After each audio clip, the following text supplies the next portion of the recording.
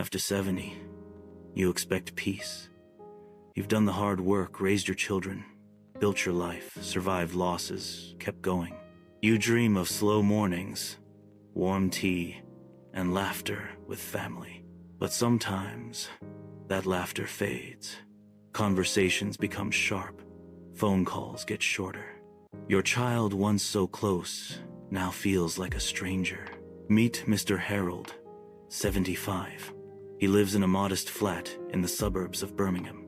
His daughter Sophie visits every few weeks, sometimes less. Harold tries to talk, but Sophie always seems in a rush, juggling work and her own family. And when Harold offers advice, Sophie politely changes the subject.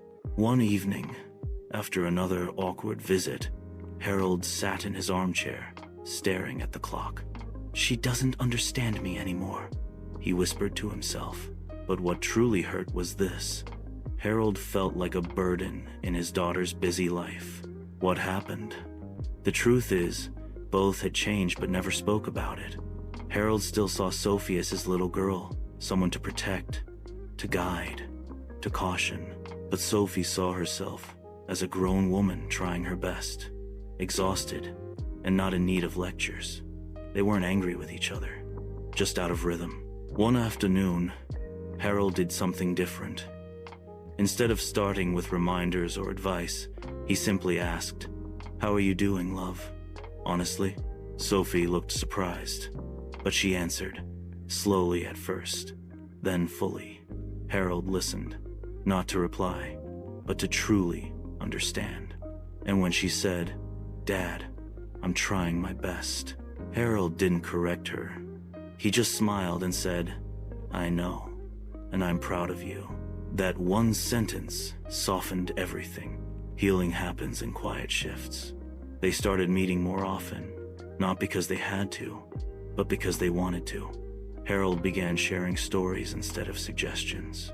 Sophie began calling just to chat, not out of guilt. They even started baking together on Sundays like they used to when she was small. Here's what Harold learned that you can too. 1. Start with curiosity, not control. Say, "Tell me what your week's been like," instead of, "You should do this." Listening opens hearts. 2. Respect their journey. Your children grew up in a different world. Their pressures aren't yours. Respect the differences without trying to fix them. 3. Share wisdom through stories. Harold found that when he said, "When I was your age, I felt the same," Sophie leaned in. Stories connect, lectures divide. 4. Forgive quietly. They may not apologize. They might not see what hurts you. Forgive anyway, for your own peace. 5. Keep reaching out. Send that message. Make that cup of tea. Keep showing love, even when it's not returned perfectly. Love after 70 may be quiet, but it is steady. Final thoughts. If you've ever thought, "They just don't understand me anymore," remember, you're not alone, and it's not too late. Love between parent and child doesn't vanish.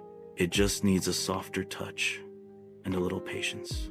Like Harold, you may one day hear your child say, "Thank you for always being there, even when I didn't make it easy." If this story moved you, please subscribe to Through Seasoned Eyes. We share heartfelt stories and gentle wisdom for life after 70, full of grace, reflection, and hope.